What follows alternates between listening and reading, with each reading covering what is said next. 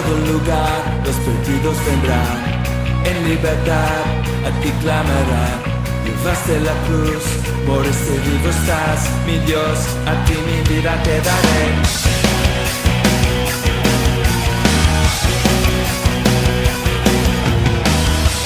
Ya sé Jesús, por mi salvación, por la eternidad, en ti tengo perdón. Es que la verdad, y te encontré aquí, mi Dios, a ti mi vida te daré. Jesús, por ti yo viviré, de ti nunca me avergonzaré.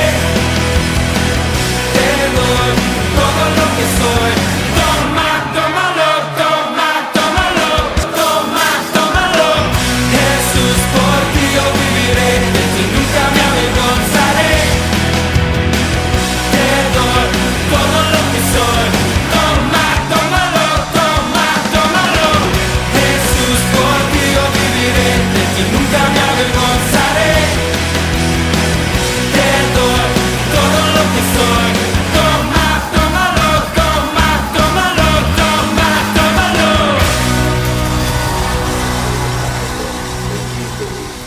Voy a abreviarlo porque es un tema que es muy importante para la vida espiritual de una iglesia, para la vida espiritual de un creyente.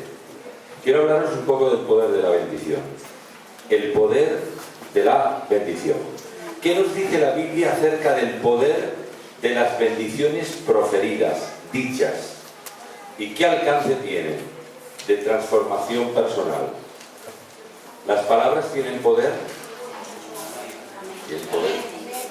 ¿Tienen un poder negativo o un poder constructivo? ¿Verdad? Y entonces voy a pedirle a Ana que me lea. Quiero invitaros a leer en el capítulo 22 de Números, uno de los libros de Moisés, capítulo 22, del 1 al 35. Y quiero invitaros a que leáis en casa. Si tenéis una libretita, quiero que toméis nota de versículos bíblicos para que aprendáis la historia de este personaje tan emblemático como es Balaam y Balac son dos personajes muy diferentes. Uno es el rey de Moab y el otro era un profeta más o menos raro. Entonces, el capítulo 22, 23 y 24 del libro de Números cuenta una historia muy llamativa del poder de la bendición o del poder de la maldición. El poder de la maldición también. Entonces vamos a escuchar la lectura base en la bonita voz de Ana. Leemos en el capítulo 22, dice: partieron los hijos de Israel y acamparon en los campos de Moab junto al Jordán frente a Jericó. Y vio Balac, hijo de Zippor, todo lo que Israel había hecho al amorreo. Y Moab tuvo gran temor a causa del pueblo, porque era mucho. Y se angustió Moab a causa de los hijos de Israel. Y dijo Moab a los ancianos de Madián: ahora lamerá esta gente todos nuestros contornos, como lame el buey la grama del campo. Y Balac, hijo de Zippor, era entonces rey de Moab.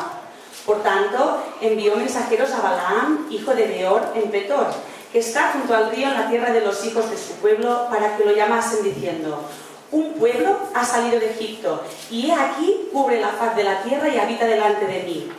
Ven pues ahora, te ruego, maldíceme este pueblo, porque es más fuerte que yo. Quizá yo pueda herirlo y echarlo de la tierra, pues yo sé que el que tú bendigas será bendito, y el que tú maldigas será maldito.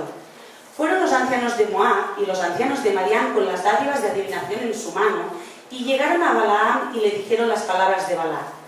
Él les dijo: reposad aquí esta noche, y yo os daré respuesta según Jehová me hablare. Así los príncipes de Moab se quedaron con Balaam. Y vino Dios a Balaam y le dijo: ¿qué varones son estos que están contigo? Y Balaam respondió a Dios: Balac, hijo de Zippor, rey de Moab, ha enviado a decirme: he aquí este pueblo que ha salido de Egipto cubre la faz de la tierra. Ven pues ahora y maldícemelo, quizá podré pelear contra él y echarlo. Entonces dijo Dios a Balaam: no vayas con ellos, ni maldigas al pueblo, porque bendito es. Así Balaam se levantó por la mañana y dijo a los príncipes de Balac: volveos a vuestra tierra, porque Jehová no me quiere dejar ir con vosotros. Y los príncipes de Moab se levantaron y vinieron a Balac y dijeron: Balaam no quiso venir con nosotros. volvió Balac a enviar otra vez más príncipes y más honorables que los otros, los cuales vinieron a Balaam y le dijeron: así dice Balac, hijo de Zippor, te ruego que no dejes de venir a mí, porque sin duda te honraré mucho y haré todo lo que me digas. Ven pues ahora, maldíceme a este pueblo. Y Balaam respondió y dijo a los siervos de Balac: aunque Balac me diese su casa llena de plata y oro, no puedo traspasar la palabra de Jehová mi Dios para hacer cosa chica ni grande. Os ruego por tanto ahora que reposéis aquí esta noche, para que yo sepa qué me vuelve a decir Jehová. Y vino Dios a Balaam de noche y le dijo: si vinieren para llamarte estos hombres, levántate y vete con ellos, pero harás lo que yo te diga. Y así Balaam se levantó por la mañana y enalbardó su asna y fue con los príncipes de Moab. Y la ira de Dios se encendió porque él iba, y el ángel de Jehová se puso en el camino por adversario suyo. Iba pues él montado sobre su asna, y con él 2 criados suyos. Y el asna vio al ángel de Jehová, que estaba en el camino con su espada desnuda en su mano. Y se apartó el asna del camino e iba por el campo. Entonces azotó Balaam al asna para hacerla volver al camino. Pero el ángel de Jehová se puso en una senda de viñas que tenía pared a un lado y pared al otro. Y viendo el asna al ángel de Jehová, se pegó a la pared y apretó contra la pared el pie de Balaam, y él volvió a azotarla. Y el ángel de Jehová pasó más allá y se puso en una angostura donde no había camino para apartarse ni a derecha ni a izquierda. Y viendo el asna al ángel de Jehová, se echó debajo de Balaam. Y Balaam se enojó y azotó al asna con un palo. Entonces Jehová abrió la boca al asna, la cual dijo a Balaam: ¿qué te he hecho que me has azotado estas 3 veces? Y Balaam respondió al asna: porque te has burlado de mí. Ojalá tuvieras espada en mi mano, que ahora te mataría. Y el asna dijo a Balaam: ¿no soy yo tu asna? Sobre mí has cabalgado desde que tú me tienes hasta este día. ¿He acostumbrado a hacerlo así contigo? Y él respondió: no. Entonces Jehová abrió los ojos de Balaam y vio al ángel de Jehová que estaba en el camino, y tenía su espada desnuda en su mano. Y Balaam hizo reverencia y se inclinó sobre su rostro. El ángel de Jehová le dijo: ¿por qué has azotado tu asna estas 3 veces? He aquí yo he salido para resistirte, porque tu camino es perverso delante de mí. El asna me ha visto y se ha apartado luego de delante de mí estas 3 veces. Y si de mí no se hubiese apartado, yo también ahora te mataría a ti y a ella la dejaría viva. Entonces Balaam dijo al ángel de Jehová: he pecado, porque no sabía que tú ponías delante de mí en el camino. Mas ahora, si te parece mal, yo me volveré. Y el ángel de Jehová dijo a Balaam: ve con esos hombres, pero la palabra que yo te diga, esa hablarás. Así Balaam fue con los príncipes de Balac. Amén. Muchas gracias. Y aquí dice: así que el Señor le dio a la burra o al asno la capacidad de hablar. O sea que yo no sé cómo Balaam estaba tan verdaderamente tan entontecido, no sé cómo no se desmayó. Porque claro, no habla ni un perro, ni un gato, ni un burro, ni un león, nada, los animales no hablan. Y claro, esto no es una fábula, esta es una historia real. Dios hizo un milagro asombroso. Y con esta manifestación también nos demuestra cómo Dios quiso detener la locura de este profeta. Fíjate, aquí al acabar estas capítulo 22, 23 y 24, que hay que leerlos, en el capítulo 24, versículo 9, la segunda parte del versículo 9 dice: bendito todo el que te bendice, oh Israel, y maldito todo el que te maldice. Nosotros somos el Israel espiritual de Dios, según Gálatas 6:16. El apóstol Pablo nos confirma que nosotros somos el Israel espiritual de Dios. Por lo tanto, somos el pueblo de la bendición. Balac, el rey de Moab, estaba atemorizado por la presencia de Israel frente a sus dominios. Moab era un rey muy poderoso, y recurrió a este extraño vidente. La palabra vidente actualmente tiene una connotación ocultista, pero antiguamente a los profetas se les llamaba videntes. Cuando yo voy hablando, si hay cosas interesantes o capítulos, si tú eres una persona que te interesas en la Biblia y en volver a repasar los temas, tomarás nota, ¿vale? Para que esto sea más profundo para ti. Por lo tanto, esos videntes, que eran profetas, los videntes antiguamente, ahora la palabra vidente no se puede ocurrir porque se asocia a un agorero, a un ocultista, pero antiguamente a los profetas se les llamaba videntes. Pero este profeta, extrañamente, que era un profeta Balaam, era un profeta corrompido. Y me vais a decir, ¿cómo es que Dios permitió esto? Seguramente este hombre, este profeta, comenzó bien. Comenzó siendo un profeta temeroso de Dios. Pero después, por alguna razón, se empezó, hablan de él que alquilaban sus servicios. En diferentes escrituras. Alquilaban sus servicios. Fue un profeta que se dio cuenta que tenía la capacidad de recibir la revelación de Dios y convirtió la profecía en adivinación. Y empezó incluso a usar agüeros, y explicaré un poco qué es eso. ¿Por qué pensaréis, por qué Dios no detuvo y cortó a un profeta corrupto, corrompido?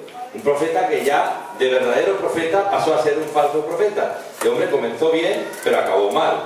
Acabó tan mal que se nos dice en Números capítulo 31, creo recordar aquí. Sí, me parece que es el número 31, 15 y 16, eso para los que queráis tomar nota, y también en Números capítulo 25 del 1 al 3, pero Números 31 del 15 al 16, que Moisés, cuando mandó matar a los reyes amorreos, mandó matar a Balaam también. Lo mandó matar. De tal manera que, ¿qué tiene que decirnos esto? Que los dones y los ministerios de Dios son irrevocables. Los dones y los ministerios que Dios nos ha dado son irrevocables, para mal o para bien. Y es verdad que cuando una persona está utilizando su ministerio desordenadamente o su don desordenadamente, el don mengua. Y en el peor de los casos, un espíritu de engaño o de error puede solaparse sobre ti y los espíritus de engaño son paralelos a los espíritus al espíritu de Dios. Son paralelos. Lo que su fruto es un fruto malo, definitivamente. Por lo tanto, este vidente o profeta de alquiler, más que profetizar, adivinaba después a través de agüeros, que era un procedimiento, una práctica de adivinación a través del canto o de las aves o de las señales del cielo. Estos eran los agüeros, y a través de estas cosas él más o menos recibía una revelación, una supuesta revelación de Dios, y entonces la daba y satisfacía pues a sus compradores. En este caso el rey Moab, como había oído de él, había oído de este profeta corrompido, dijo, y sabéis, los judíos sabían, y se sabe, y en la cultura bíblica esto era como muy claro, cuando a una persona se le ponía un nombre, era un presagio profético para su vida. El nombre tiene poder sobre ti. Como tú te llamas, tú eres. Si te llamas Dolores, cámbiate el nombre. En la Biblia hay cambios de nombres. Hay cambios de nombres. Si te llamas Angustias, cámbiate el nombre. Ves a la estadística y cámbiate el nombre. Porque hay un poder real. Cuando un judío ponía el nombre a un hijo, estaba profetizando sobre él. Y esa profecía significaba un presagio profético, y ese nombre iba a cumplirse en su vida. Y los judíos creían por inspiración divina, no porque eran ni mucho menos supersticiosos, ahí se ve una connotación totalmente divina, y os lo demostraré bíblicamente en un momentito, de que ellos creían que cuando se hablaba en la declaración había poder, para bien o para mal.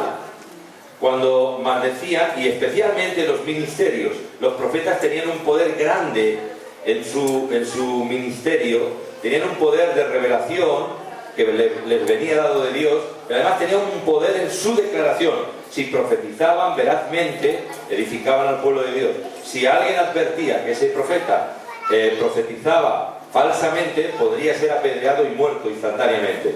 Pero en este caso, como este tenía un espíritu de adivinación y mezclaba, extrañamente Dios soberanamente permitió que este fulano, yo no le llamaría de otra manera, permitió que este fulano funcionara hasta que Moisés mandó matarlo más tarde, al tiempo. Y en el Nuevo Testamento se nos habla del camino de Balaam como un camino de error. En Apocalipsis y en Judas y en otras escrituras se nos habla, y en Segunda de Pedro, se nos habla de Balaam como el ejemplo del error, del camino del error. Y tú eres una hija de Dios, un hijo de Dios, y supuestamente Balaam fue en su tiempo un verdadero hombre de Dios, y de lo verdadero pasó a lo falso. Ten cuidado con los espíritus de engaño. Esto es importante. Este no es el modo habitual de Dios para revelarse a alguien, pero es posible que también pueda pasar una cosa así.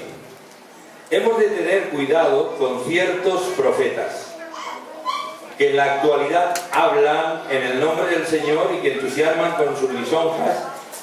Y estos profetas, hay algunos profetas, hay verdaderos y falsos profetas. Aún los verdaderos profetas se equivocan. Cuidado cuando los profetas verdaderos, gracias a Dios que a verlos haylos, ministran al pueblo de Dios, tienen un margen de error. No todo lo que dice un profeta de Dios viene de Dios. Por eso dice, cuando el apóstol Pablo a los tesalonicenses dice, hablando de las profecías, dice examinarlo todo, no menospreciar las profecías, pero examinarlo todo, está refiriéndose a las profecías, y retener lo bueno, retener lo verdadero, porque a veces los profetas añaden de su cosecha, a veces los profetas dicen ocurrencias, a veces si no están en la sintonía del Espíritu, dicen de Dios, pero dicen de sí mismos, dicen de alguna impresión, tienen un espíritu muy intuitivo. Por lo tanto, hemos de estar abiertos, pero hemos de ser cuidadosos para no ser engañados. Por lo tanto, no nos debe de cerrar a recibir el ministerio de los verdaderos profetas del Señor, ni mucho menos. Tenemos profetas que nos visitan, como nuestro querido hermano Ton en los últimos tiempos, con un ministerio altamente eficaz, pero también hay que juzgarlo, también hay que filtrarlo, a todos, aquí no se escapa nadie.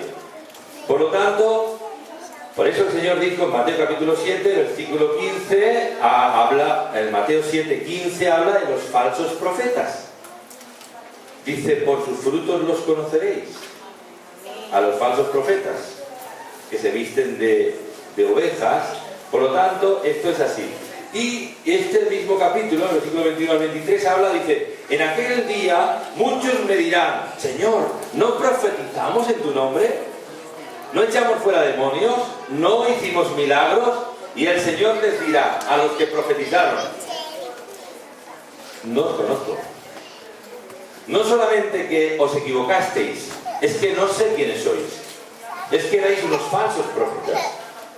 Por lo tanto, esto es una cosa a tener en cuenta y seria. Otra enseñanza importante que vemos en este episodio aquí es el poder de la bendición de Dios. El poder de la bendición. Porque Moab sabía de esto, porque los judíos y la palabra de Dios nos enseña acerca del poder que hay en la lengua. Dice la Escritura, al fin y al cabo en Proverbios 18-21 de Proverbios, que la muerte y la vida están en poder de la lengua. Y esto no solo está hablando del hablar mal o el hablar bien, sino nos habla de que la Biblia contiene en el capítulo 5, al final del capítulo, dice que tú bendecirás al justo como un escudo lo rodearás de tu favor. Al justo, y lo cantamos, al justo bendecirás, como un escudo lo rodearás de tu favor. Por lo tanto, hay poder cuando proferimos las palabras, cuando declaramos palabra de Dios. No hay magia en la palabra de Dios. Algunos interpretan la vida cristiana de una forma mágica, casi como la lámpara de Aladino o la alfombra de Aladino. No, esto no es la vida cristiana. Eso puede ser una brujería. Pero sí que en la palabra de Dios, y en eso sí que hemos de ser temerosos de Dios, hay poder. Poder de Dios. Porque es Dios. Por lo tanto, esta bendición que quería, que a toda costa Moab quería que declarara Balaam contra Israel, quería que maldijera a Israel. Y os digo una cosa, en el capítulo 22, 23 y 24 de Números, si lo leéis atentamente, que es cuando 3 veces intenta, y hay ahí, porque hay un debate, aunque dicen, yo no voy a decir lo que el Señor no me mande, está medio, si el espíritu que planea ahí se ve obligado, aquí con el relato de la burra, que también casi le tiene que, casi la burra coge el palo y le da la cabeza casi, le falta poco al profeta, pero lo que se pone de manifiesto aquí claramente es como realmente él estaba vacilante, sí que quería hacer o se veía obligado a hacer lo que el Señor quería que hiciera, pero ves una insinuación de dudosa, ves que aquel quería dinerito contante y sonante, quería el soborno, era la costumbre, le sobornaban y él cogía el agüero, en este caso, y profetizaba, en este caso por espíritu de adivinación. Y el Señor permite que este hombre sea el protagonista y le manda: no me maldecirás a Israel, la bendecirás. Porque ¿qué hubiera pasado si hubiera maldecido a Israel? ¿Qué hubiera pasado? Y fijaos, en el capítulo 24 de este libro, y es para los estudiosos de la Biblia, que es la tercera vez que Moab le presiona para profetizar, para declarar maldición sobre él, dice: yo veo a Israel, veo las tiendas de Israel y los veo preciosos, viene a decir, los veo en orden. Y en el capítulo 25 ves a Israel cometiendo un pecado horroroso. Y sabéis, porque nosotros, con tantas faltas, tantos errores, tantos pecados, muchas veces, que tenemos de todo tipo, el Señor, a través de Cristo, nos ve perfectos. El Señor, y yo, en el capítulo 24 de Números, ves que dice, mira, va el profeta y se ve obligado, casi presionado por Moab, y está ahí, pero él declara la bendición. Bendice por tercera vez al pueblo, y ve al pueblo, todo el pueblo de Israel. Qué precioso es Israel, qué hermosas son sus tribus. Qué preciosa ve el Señor a la iglesia. Cristo amó a la iglesia y se entregó a sí mismo por ella. El conjunto de hombres y mujeres que están aquí en todas las partes del mundo y a través de todas las generaciones. Cristo nos ve con otros ojos, como decía esta mañana Rodri, con ojos de amor. Amén. Y somos erráticos, somos defectibles, somos variables, somos pecadores, redimidos, pero somos así, ¿no? Por lo tanto, yo he visto aquí que hay bendiciones proferidas o declaradas sobre personas y sobre ciudades. Podemos proferir una bendición. Proferir quiere decir, es como proféticamente, cuando yo bendigo, por ejemplo, la bendición arónica, que está en el capítulo, en Números capítulo 22, capítulo 6, versículos 22 al 27, está la bendición arónica. Esa es la bendición que hacían los hijos de Israel. El Señor hace sobre ti su rostro, el Señor te ilumine, el Señor te guarde, el Señor traiga su paz sobre ti, el Señor te bendiga y te guarde, ¿verdad? Era la bendición arónica. Esto era la costumbre de los hijos de Israel, de bendecirse. Bendecirás a tu generación, bendecirás a los tuyos. Pero esto no era una letanía retórica que tenían que decir para ver, que era una especie de mantra, que decían esto y por decirlo. No, esto era una verdad de Dios. La palabra de Dios dice: bendecid y no maldigáis. Bendecid y no maldigáis. Por lo tanto, aquí, y esto también nos tiene que enseñar al estilo de hablar. Yo tengo una lucha con eso, porque los latinos, y los españoles también lo somos, somos latinos en otra versión.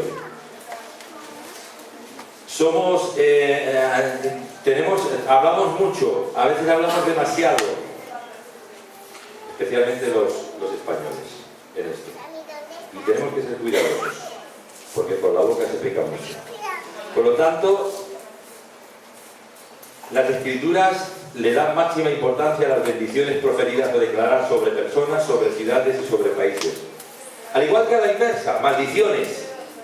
Jesús pasó por una higuera y vio la higuera. En Marcos, el evangelista Marcos relata que en el capítulo 11 de Marcos se relata que pasó por una higuera y maldijo a la higuera.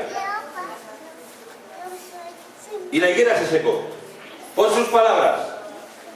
Y el Señor viene a decir en todo ese capítulo que lo mismo que Él hizo, nosotros podemos hacer. Y los discípulos se quedaron extrañados y dijeron: Señor, ¿pero qué ha pasado? Pasaron al día siguiente y dice: la higuera que maldijiste se ha secado.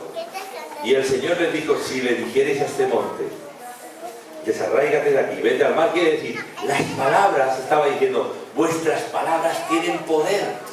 Era una hipérbole que estaba haciendo el Señor, porque el monte evidentemente no estaba refiriendo a un monte físico. Si le dijerais a este monte, quítate de aquí, vete al mar, lo que dijereis os será hecho. Quiere decir que a las circunstancias, a la adversidad, a la dificultad, si le hablarais, si le declararais palabra de fe, pasará lo que digáis. Hay poder en nuestras palabras. Cuando lo hacemos en palabra de fe, en palabra de Dios, en palabra de bendición. Por lo tanto, la higuera estéril es un ejemplo.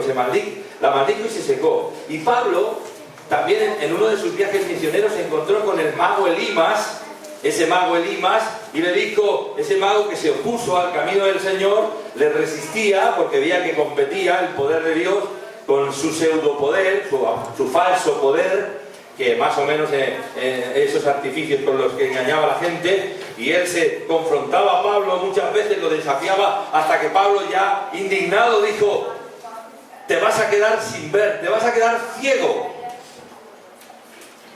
Y se quedó ciego. Durante un tiempo se quedó ciego. Por lo tanto, los hijos de Dios tenemos esta gran responsabilidad con nuestra forma de hablar. Como he dicho antes, la muerte y la vida están en el poder de la lengua. Nuestra lengüita, nuestro miembrecito, es muy peculiar. Santiago mete una caña con el tema de la lengua en el capítulo 3. Santiago es el predicador más bronquero del Nuevo Testamento. A mí los predicadores bronqueros me asustan, no me gustan, no me va. Pero Santiago, el hermano carnal del Señor, que escribe esta carta, y luego fue el apóstol de la iglesia, no fue uno de los 12 apóstoles, pero fue el apóstol de la iglesia de Jerusalén. También fue el hombre principal. En el capítulo 22 de Hechos de los Apóstoles se confirma esto que estoy diciendo. Este hombre era un hombre de Dios, un hombre de integridad. Y este hombre realmente habla de la lengua, en el poder que tiene la lengua en clave negativa, ¿no? Para que seamos cuidadosos con la lengua. Pero Israel, aún no andando rectamente delante del Señor, el Señor la cubrió. Números 23, del 19 al 23. No andaba rectamente, pero el Señor cubrió a Israel. La justificó. Justificados pues por la fe, pues no porque lo merezcamos. Dice la palabra de Dios, Romanos capítulo 5, versículo 1, justificados pues por la fe, tenemos paz para con Dios por medio de nuestro Señor Jesucristo. ¿Qué quiere decir que hemos sido justificados? Que hemos sido absueltos de la culpa. Absueltos de la culpa. Liberados de la culpa que merecíamos por nuestros pecados personales. Porque la paga del pecado, cualquier pecado, todos los pecados, sea cual sea el color que sea el pecado, la paga del pecado es la muerte, la separación eterna de Dios. Mas Dios muestra su amor para con nosotros en que siendo aún pecadores, Cristo murió por nosotros. Amén. Bendito sea su nombre. Amén. Y yo digo bendito sea su nombre. Amén. Hay poder cuando yo digo bendito sea su nombre. Amén. No es que lo digo por retórica. Algunos dicen, oye, esto de decir que Dios te bendiga, han llegado modas kilsonianas, marcianas, astronómicas, de todas, quiere decir a la iglesia. Y está bien. Pero ha llegado una cosa que algunos piensan, es que eso de decir Dios te bendiga suena retórico, suena como a religioso. ¿Qué es religioso? Que los frailes lo decían, tío, pues, pero lo dijeron los frailes, hacían bien en decirlo. No estaba mal que lo dijeran, estaban diciendo algo correcto. Pero es que decir que Dios te bendiga... Tú vas a cualquier sitio, si tú le dices a un tipo en un sitio formal, institucional, yo voy a hablar con personalidades, hombre, no les digo eso generalmente, no, me encuentro con personalidades, o a veces personas, algunos ministros del gobierno catalán, o responsables políticos relevantes, y les hablo, pero a algunos sí les he dicho que Dios les bendiga. Y cuando he dicho eso aún así, que me he decidido a decirlo, la gente se ha quedado, ¿este es una cura? Más o menos. Cura de almas. Sí. Esa palabra cura también teníamos que verla de dónde viene. Por el asunto, estos son los sorprendentes métodos de Dios. Y aquí nos sorprende la aparición de este personaje de dudosa reputación, como en esta extraña situación. Dios lo utiliza para bendecir a su pueblo antes que pronunciar cualquier maldición sobre él. Y en esta historia vemos aquí hablar a un animal, este asno, para reprender la locura de Balaam y su falta de discernimiento ante la aparición del ángel del Señor. Y sabéis una cosa, Dios puede hacer que las piedras hablen, que los burros hablen, que los tontos se vuelvan listos. Dios puede hacer cualquier cosa. A veces Dios permite cosas en nuestra vida para ver cómo actuamos. Y aún yo creo que en toda esta situación no hubo despropósito en Dios. Porque Dios permitió esto en Balaam para que Balaam, que sabía quién era Balaam, el Señor, y aún como era irrevocable los dones y el llamamiento de Dios. Fíjate, hermano, hermana, que tienes aspiración ministerial. Los dones y el llamamiento de Dios, ministerio, son irrevocables. Nunca se quitan. Aunque no funcionen a bajísimo nivel o queden bloqueados momentáneamente, hasta que te mueras los tendrás de ti. Y entonces hablaríamos de otras cosas que no vienen al caso. Por lo tanto, Dios parece que nos da su permiso en algunos momentos, como le dio permiso a Balaam, pero Dios no estaba de acuerdo con que Balaam hiciera lo que estaba haciendo. O sea, es como si Dios quiere, pero no quiere.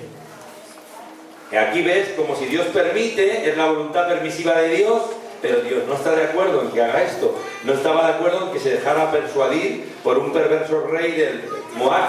Y los moabitas y los amonitas y los madianitas y los filisteos eran los tradicionales enemigos del pueblo de Dios.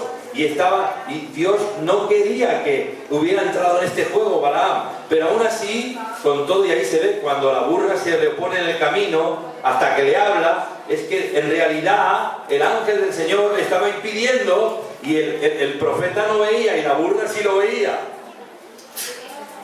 A veces tú no lo ves, pero los demonios que hay por alrededor lo ven. Ven lo que tú no ves. Hasta que el Espíritu del Señor se manifiesta y dice: "Che, no seas tan torpe. No seas tan torpe, no hierres tu camino, que no sabes que no me gusta lo que vas a hacer". O sea, que tengamos oídos para oír. Amén.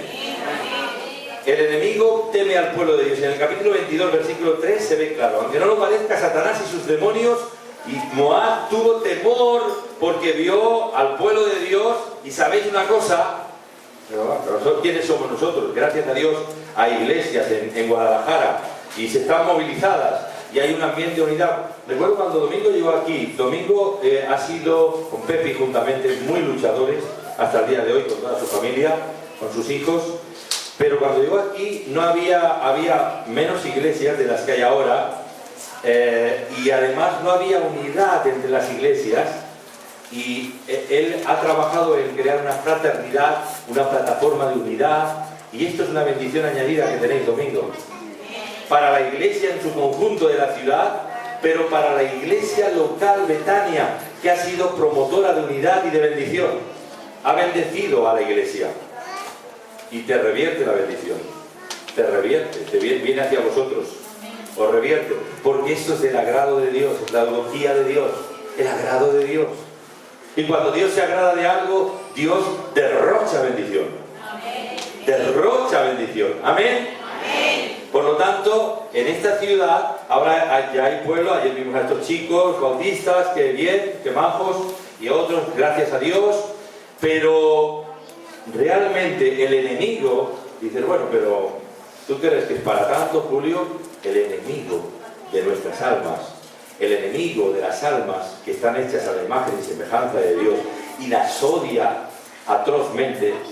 El enemigo odia a las personas, a los seres humanos, porque están hechos a la imagen y semejanza de Dios. Y nosotros les amamos con el amor de Dios. Y somos embajadores del amor de Dios. Así humildemente, con nuestras cositas, con nuestras camisetas azulitas y con todo nuestro rollete, ¿no? Vamos allá, pero detrás de todo esto hemos venido a predicar el mensaje del amor de Dios. Amén. Y el enemigo está temblando porque algunas almas sean persuadidas al camino de la salvación y pasen de muerte eterna a vida eterna. El enemigo tiembla. Por lo tanto, ser conscientes de que hay una batalla espiritual en los aires y que nosotros somos los agentes de Dios para traer, arrancar, arrebatar a almas al enemigo. Por lo tanto, aquí es lo que vemos, el contexto bíblico de bendición. La palabra bendición en hebreo es baruch. Baruch. Beraka, bendición, es una derivación de la palabra baruch. Y denota el otorgamiento de algún bien, concebido generalmente como algo material, además de espiritual. Repito otra vez. La palabra bendición es baruch y denota el otorgamiento de algún bien. Dios está por otorgar algún bien. A la ciudad, un nuevo bien. A la iglesia Betania local, un nuevo bien. Amén. Amén. Declaro bendición sobre la iglesia Betania en este lugar. Material además de espiritual. Amén. Gloria al Señor. La oración de Jabes, 1 de Crónicas 4:10, es un claro ejemplo. Es un claro ejemplo de esto que estoy diciendo. Dice ahí, Jabes está orando una oración cortita y dice: si me bendijeres, si ensanchares mi territorio, si me librares del mal, si me bendijeres. Y dice la palabra del Señor que Dios le otorgó lo que le pidió instantáneamente. A veces Dios se prolonga a corto plazo, a medio plazo, a largo plazo, a larguísimo plazo, pero muchas veces Dios lo hace en un momento. Y quiere decir que yo estoy hablando y declarando palabra de Dios y tú, si la recibes en fe en tu corazón y dices: esto es mío, esta pelota no la pierdo, como los jugadores de fútbol, esta no la pierdo, esta la cojo. Si la abrazas con todo tu corazón y con toda tu fe, durante la semana se desatará una bendición de Dios sobre tu vida, conforme a tu fe te será hecho. Amén. Por lo tanto, los nombres que se ponían a los hijos y a las ciudades tenían siempre un significado profético, que tenía que ver con un significado de bendición, o en el peor de los casos, un significado nostálgico de algo malo que había pasado. Y normalmente hasta que venía el Señor y cambiaban el nombre de esa ciudad. Por ejemplo, como pasó con Betel, que le cambiaron el nombre, y otras ciudades de la antigüedad. Incluso Jerusalén es un nombre nuevo también. Entonces, en el concepto divino, en el reino de Dios, las palabras no se las lleva el viento. Las palabras tienen poder. Las que decimos nosotros. Tú, un creyente de a pie, un creyente vulgaris y corriente. No tienes que ser un súper cristiano. Un cristiano convicto y confeso, que amas a Dios y que estás por Él. Quiero solamente acabar con estas. Tres bendiciones, tres formas de bendición en la palabra. La bendición declarada, la bendición impartida y la bendición efectiva. La bendición declarada es, por ejemplo, la bendición arónica. Número 6, del 22 al 27. Esto es la bendición declarada. Cuando Aarón fue inspirado por Dios, Dios le dio esta palabra y dice: y así dirás a tus hijos, tal, declararás bendición sobre ellos, y en el momento que declaras bendición, la bendición les vendrá. ¿Tú crees en esto? Yo he recibido bendición porque han hablado sobre mi bendición.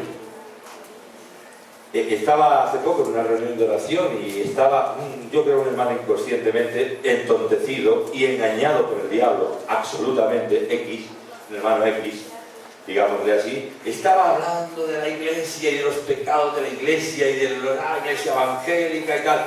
Yo dije, este hombre, aparte de no tener conocimiento, y un hermano de años, me levanté y ya no pude ir. Y mira que yo para esto no acostumbro a ser indiscreto, pero me levanté cuando acabo de hablar y dije, cancelo esta palabra en el nombre de Jesús. Cancelo estas palabras de maldición sobre la iglesia. La iglesia por la cual Cristo ha pagado un precio con todos sus defectos. ¡Qué barbaridad! ¡Qué torpeza! Por lo tanto, no hables de la iglesia mal. Dios juzgará a cada cual y a cada cual lo suyo. Por lo tanto, aquí dice la bendición declarada es la bendición arónica. La Escritura nos manda bendecir y no maldigáis en Romanos 12, 14, la segunda parte. Bendice a tus hijos, bendice a tus padres, bendice a tu marido, bendice a tu esposa, bendice a tus compañeros o compañeras, bendice a tus enemigos. Jesús ha dicho una locura. Pero ¿cómo vamos a bendecir a los enemigos? A los que procuran nuestro mal y además están persistentemente dándonos la burla. Y además que nos persiguen y nos acechan. Bendice a tus enemigos. Esta es la revolución más grande de la historia. Atrévete a hacerlo en el nombre de Jesús. Por lo tanto, esto no es retórica, hablar por hablar. Balaam estaba declarando bendición sobre Israel, inducido por el mismo Señor. El profeta, o sea, el rey Moab, que era inspirado por el mismo diablo, quería que profiriera maldición, que declarara que maldijera. Y aunque él se le nota que se debate entre la duda y la fe, él dice, no haré lo que el Señor diga, porque sabía, pobre de mí.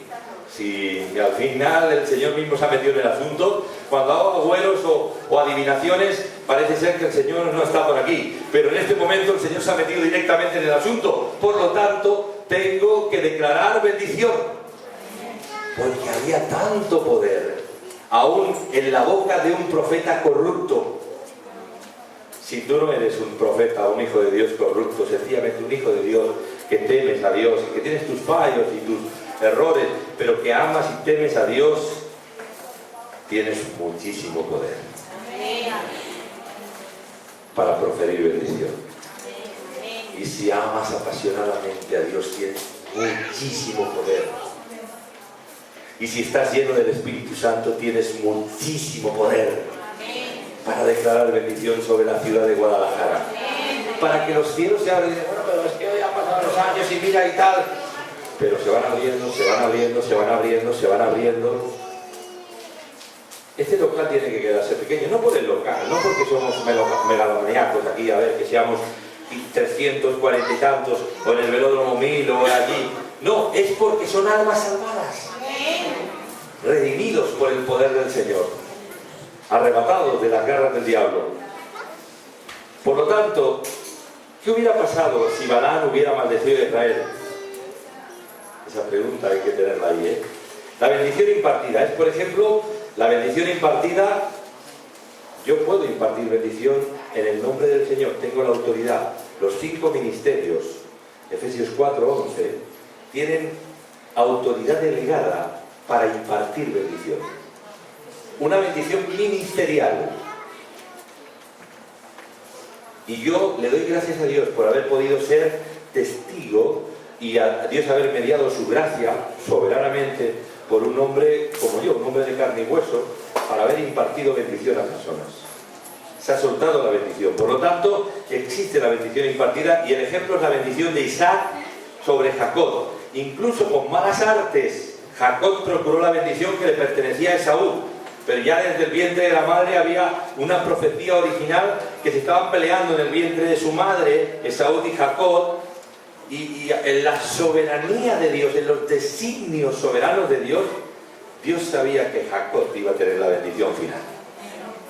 Pero la procuró con malas artes. Con todo y con ello, Isaac le impartió la bendición, y cuando Esaú vino con su madre Rebeca y tal, que quisieron allí lloriqueando y todo eso, procurar la bendición del hijo primogénito que le pertocaba legítimamente, dijo: no puedo darte esa bendición, esta bendición es única, esta bendición es especial. Y así fue, especial. Es verdad que Jacob sufrió mucho por tener también un corazón. Jacob era un hombre que amaba a Dios, pero quería servir a Dios en sus propias fuerzas naturales. Era un hombre que quería hacer las cosas a su manera, las cosas de Dios. Aprende a hacer las cosas de Dios a la manera de Dios. Amén. Y él recibió esta bendición impartida. Vemos a Moisés sobre Josué, cómo Moisés le impartió la bendición a Josué, y Josué fue un hombre grande, un hombre que alcanzó el tsunami espiritual de la bendición de Dios para la conquista de la tierra prometida, el alcance que no había tenido Moisés, un varón de Dios como la copa de un pino, no había llegado ni mucho menos tan lejos como llegó Josué. Ahí estuvo, Moisés oró por él y le impartió la bendición del Señor, y este hombre se electrizó de la bendición de Dios, Josué. Y fue un hombre con una mentalidad victoriosa permanentemente, por la gracia de Dios. La bendición de Dios te puede dar una estirpe, un carácter santificado, te puede dar un estilo de vida muy determinado, muy decidido, muy valiente. Gloria al Señor. Por lo tanto, Pablo sobre Timoteo también le bendijo y profetizó sobre él, y muchos que fueron consagrados al ministerio. ¿Qué más? Por la imposición de manos también evidentemente hay la impartición de la bendición del Señor. Y esto es lo que vio Simón el Mago en el capítulo 8 de Hechos de los Apóstoles, cuando Felipe estaba predicando el Evangelio con poder y señales y maravillas, y llegaron allí a Samaria Pedro y Juan y empezaron a ministrar y a ministrar el Espíritu Santo, y la gente era bautizada con el Espíritu Santo. Y Simón, que se había aparentemente convertido al Señor, él había sido un mago y utilizaba las artes mágicas, quiso comprar la bendición de Dios. Otro que estaba más perdido que el barco de la roja, quiso comprar la bendición de Dios. Por lo tanto, a veces hay la tentación, incluso entre nosotros, cuando vemos el poder de Dios a flor de piel, cuando vemos la manifestación del poder de Dios, algunos creen que se puede traficar con la bendición de Dios. Dios da a todos como quiere, cuando quiere y con quien quiere, y reparte a cada cual como Él quiere, y pone en el cuerpo a cada uno como Él quiere, y le da los dones a cada uno como Él quiere, y reparte los ministerios como Él quiere. Y tú alégrate por lo que Dios te dé. Amén. La bendición efectiva, por ejemplo, la vida de José, en Génesis capítulo 39, del 1 al 5, dice: Jehová bendijo la casa del egipcio a causa de José. Estoy acabando, en 10 minutos he acabado definitivamente. Y Jehová bendijo la casa del egipcio a causa de José. La bendición efectiva, esta es la tercera bendición, una bendición sin precedentes. José fue un hombre de bendición. Su nombre era un hombre de bendición. El nombre de José significa rama fructífera.